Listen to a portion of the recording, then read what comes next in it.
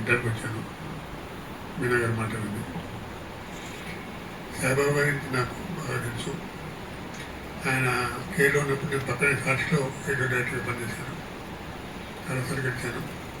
సాయిబాబాని వసంతని దగ్గర గడిచేవాడిని.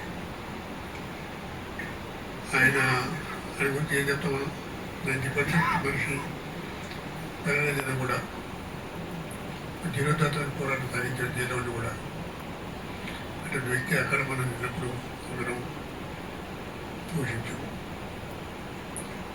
ఆయన ఆయన మొదట ప్రమాదకరం నాకు ఏమన్నారంటే 90% నిన్నలేదు కదా ఫీల్ చేయరు. ఫీల్ చేయడానికి ప్రభుత్వం వ్యక్తి అది ఏం చేస్తాడు కదా ఆయన ప్రమాదకరం ఎట్లా అంటే ఆయన మైండ్ ప్రమాదకరమైన అన్నాడు. మైండ్తోనే మొత్తం చేస్తాడైనా మైండ్ దాని ప్రమాదకరమైన అన్నాడు వ్యక్తి.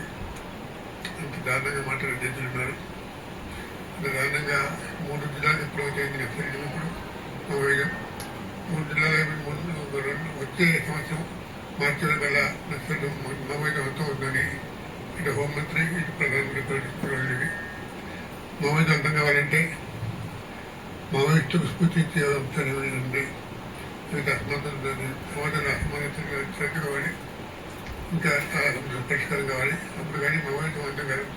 మావోయిస్టు బ్రతుకోవచ్చు, మావోయిస్టు కొంతమంది మెరవచ్చు, పని కూడా అయిపోవచ్చు, కానీ కొత్త పుట్టుకొస్తాయి. మావోయిస్టుకు ఇంకొకరితో వస్తారు. ఆయన సమస్యల దాంతో కొంతవరకు పరిష్కారం లేదు. సమస్యలు పరిష్కరించబోదు ఈ మానవులను మనుషుల్ని నిర్వహించాలని తెరబెడతారు ఈ ప్రభుత్వంలో. అటువంటి ప్రభుత్వంలో హృదయం రాజ్యం ఇది.